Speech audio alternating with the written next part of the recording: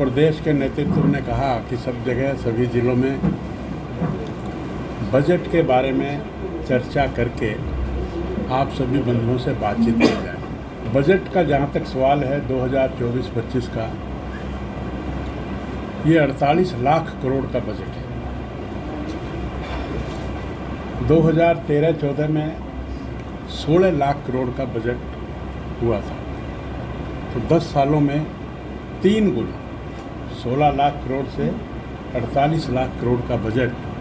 और इस बजट में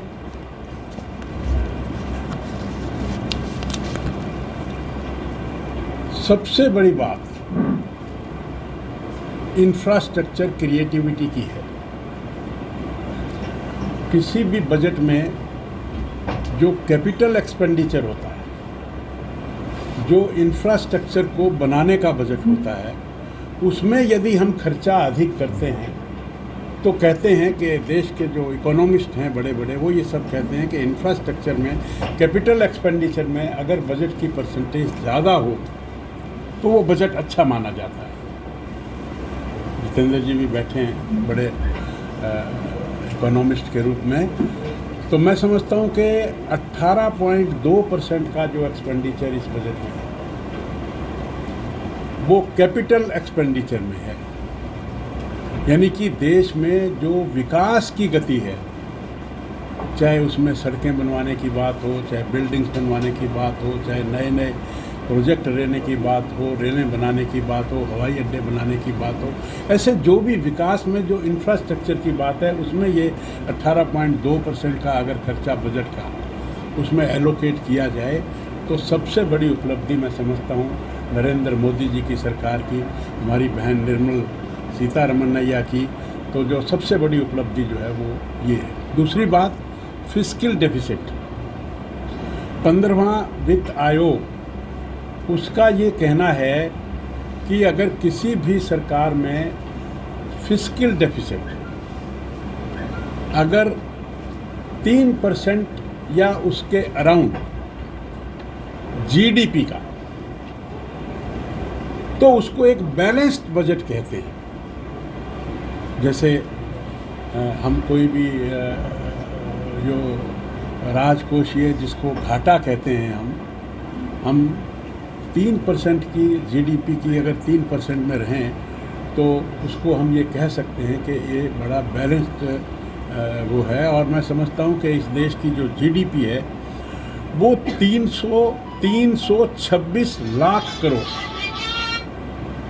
326 लाख करोड़ जीडीपी है। और इसका 3% हम लगाएं तो ये 16 लाख करोड़ रुपए इसका लगभग फिस्कल डेफिसिट है। ये मैंने आंकड़ों की आपसे बात की। और वैसे अगर हम इस बजट को देखें तो ये बजट जो है ये गरीबों के लिए है, युवाओं के लिए है, महिलाओं के लिए है, किसानों के लिए है। इनकम टैक्स की बात मैं करूं तो 7,75,000 तक की इनकम जो है, जो हमारे जो गरीब तबका है, जो जिनकी कम आय है, जो पहले ये 2.5 लाख 3 लाख तक होती थी, आज मैं ये कह सकता हूँ कि 7,75,000 तक की इनकम के लिए उसको एक भी पैसा इनकम टैक्स का नहीं देना पड़ेगा। थोड़ा सा और भी ऊपर जाएं तो इस बजट में जो 6 लाख तक का, 7.5 लाख तक का, और फिर उसके आगे की जो स्लैब्स हैं 5%, 10%, 15%, 20%, 30%, उनकी जो स्लैब्स हैं वो इस तरह से चेंज की हैं या इतनी छूट दी है कि लगभग 17,500 रुपये प्रत्येक व्यक्ति को इनकम टैक्स में प्रेजेंट इनका इंफ्रास्ट्रक्चर का जो ढांचा है उसमें 17,500 रुपये का उसको फ़ायदा है। युवाओं की बात करें हम तो युवाओं में हमने 5 वर्षों की अवधि में 4.1 करोड़ लोगों को रोजगार और स्किल का बढ़ावा देने की बात इस बजट में की गई है और उसमें 2 लाख करोड़ रुपया इसमें आवंटित किया गया। 2 लाख रुपया, 2 लाख करोड़ रुपया जो 4.1 करोड़ लोगों के लिए, उनके कौशल के लिए, उनके रोज़गार के लिए। और एक बात और इसमें मैं बता दूं कि जो हम डिपॉजिट करते हैं, जैसे पीपीएफ में डिपॉजिट करते हैं या इस तरह की जो डिपॉजिट स्कीम है, उसमें भी सरकार ने इंटरेस्ट रेट को बढ़ावा देने की बात की है।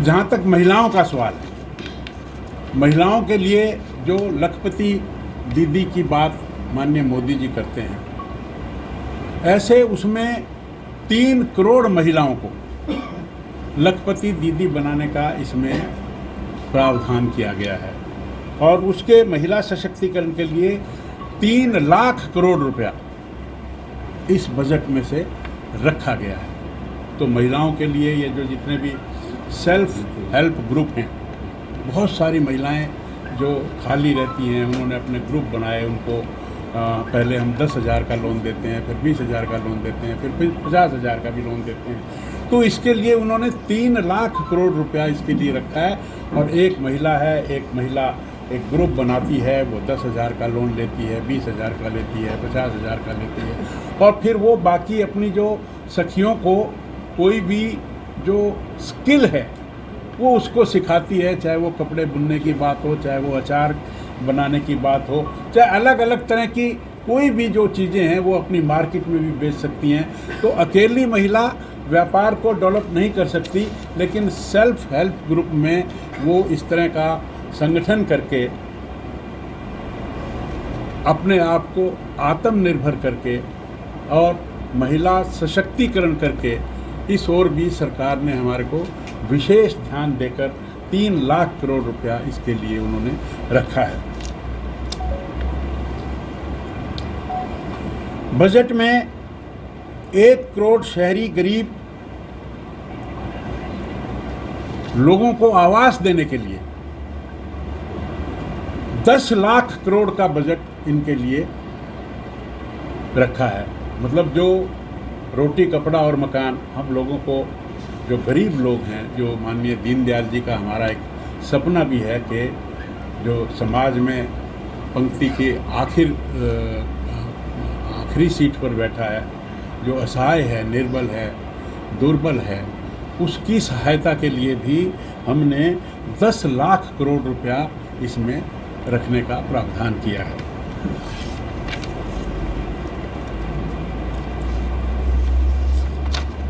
एक और युवाओं के लिए जो बात की उन्होंने, इंटर्नशिप, यानी कि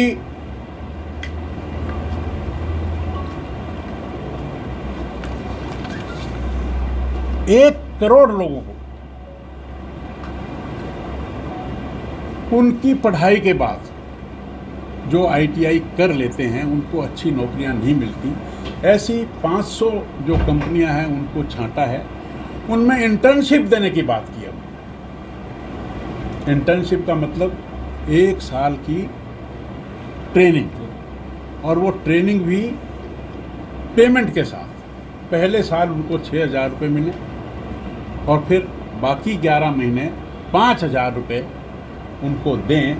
ऐसे करके लगभग इसमें भी 1.5 लाख करोड़ रुपया आवंटित किया है भारत की सरकार ने। तो ऐसी मित्रों अनेक उपलब्धियां, बहुत सारी। MSME में किसानों के लिए MSP में बढ़ावा देकर इस बात को इंश्योर किया है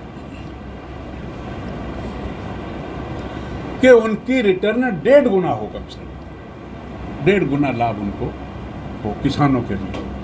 और किसानों के लिए ऋण की व्यवस्था है, फसल अगर खराब हो जाती है उसकी व्यवस्था है। ऐसी अनेक बातें किसानों की फ़ायदे के लिए भी हमारी भारत की सरकार ने, नरेंद्र मोदी जी की सरकार ने उसमें बात रखने की बात की है।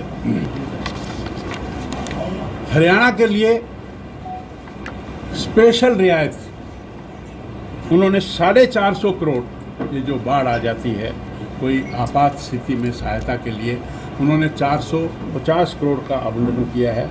और वित्तीय वर्ष 2024-25 में हरियाणा को कुल 13,632 करोड़ रुपए प्राप्त हुए, जो कि पिछले बजट से 1.093% अधिक है।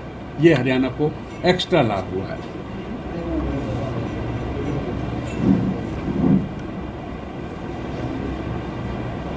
सामाजिक क्षेत्र में भी हरियाणा को पहले 11 लाख करोड़ मिलते थे, इस बजट में 23 करोड़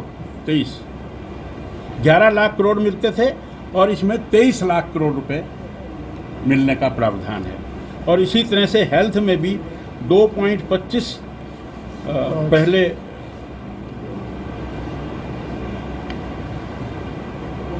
2.25 लाख करोड़ था और अब ये उसमें वृद्धि होकर 5.85 लाख करोड़ जो है, करोड़, लाख नहीं है इसमें, करोड़ का हमें फ़ायदा हुआ है।